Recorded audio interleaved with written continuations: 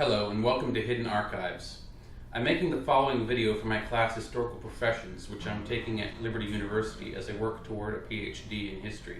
Now I know it's been a while since I've done one of these videos, a few years in fact, but I felt that this was the best time to resurrect this channel. My video for this week is about pro-Union Texans during the War of Secession in the 1860s and the challenges that they faced for remaining loyal to the Union. First of all, while in recent decades Texas has the reputation for being the state with the largest amount of secessionist sentiment, it might surprise a lot of people that shortly before the War of Secession in 1859, the vast majority of Texans, well over 70%, were still staunchly Unionists. This began to shift somewhat during the 1860 election season, but even after South Carolina seceded in December of 1860, more than half of Texans still opposed secession. This would change when Abraham Lincoln called for volunteers to fight the Confederacy. Governor Sam Houston still resisted calls for a convention on secession, but there were enough secessionists to push forward with a convention without him. By March of 1861, they had enough support to pass an ordinance of secession that would align Texas with the Confederacy.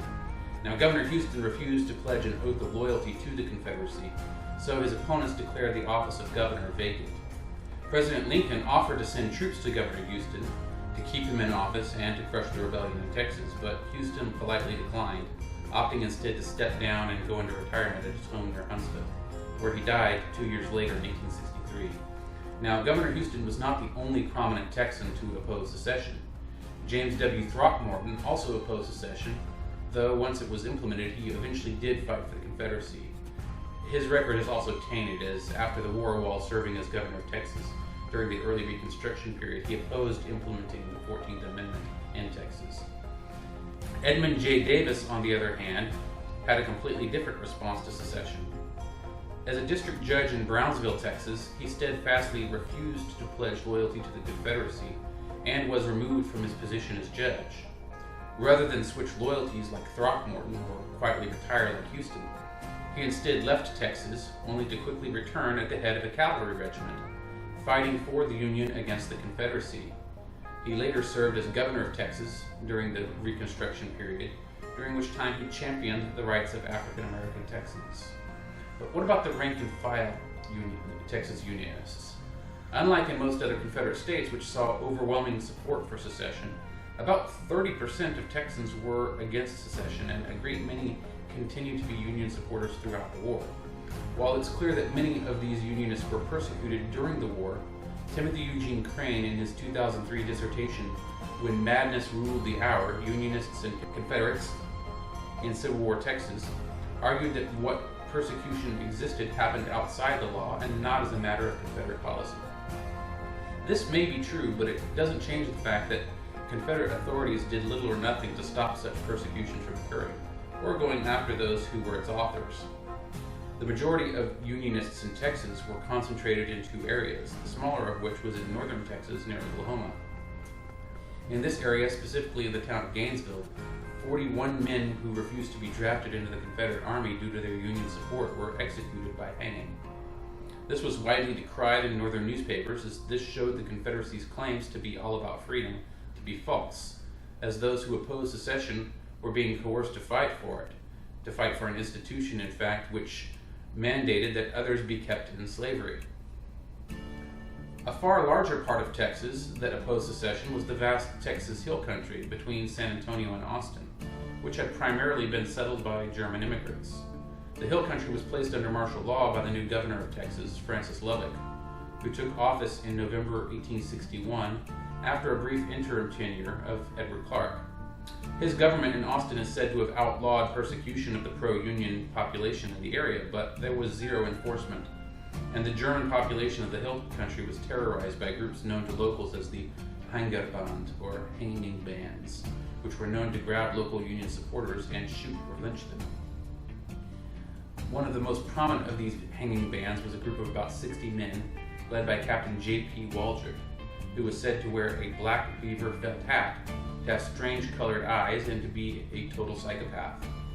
He is known to have lynched at least 3 residents of Fredericksburg, Texas, and shot and killed a 4th.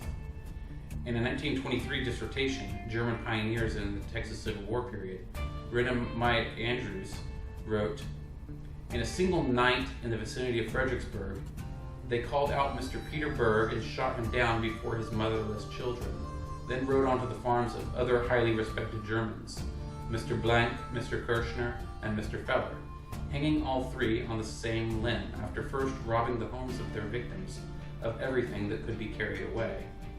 Waldrop also had an encounter with Confederate Captain Charles Henry Nimitz, who attempted to draft Waldrop's men into the Confederate Army. Waldrop opened fire on the captain, who survived the attack. Waldrop was brought up on murder charges at the end of the war, but managed to remain in hiding for 2 years. In 1867, though, he entered Fredericksburg and was shot and killed right next to the Nimitz Hotel while trying to steal a horse. This hotel was incidentally owned by the same Captain Nimitz he had attacked years earlier. Captain Nimitz's grandson, Chester Nimitz, later served as a U.S. Admiral in World War II, and the Nimitz Hotel eventually became the National Museum of the Pacific War. Many of the German Unionists from the Hill Country didn't meekly sit out the war, but escaped to Mexico before continuing on to New Orleans to join the Union Army. Not all of them who attempted this were successful, though. In 1862, one such group of 61 men was attacked near the Nueces River in a conflict sometimes called the Battle of the Nueces, but sometimes referred to as the Nueces Massacre. Of the Confederate force that attacked them, which was about 90 men, 2 were killed and about 18 wounded. By contrast, about 40 of the Unionists were killed. Half of those were killed outright in the battle, with others being killed while in flight, or drowned while trying to cross the Rio Grande. 9 were captured and hanged. At the end of the war, a monument was erected to the loyal Union men killed on the Nueces. But this little-known event, much less any of the events surrounding the persecution of Unionists in Texas during the war, rarely even gets a mention in most historical textbooks. This concludes my presentation. Please feel free to comment below. Thank you, and have a nice day.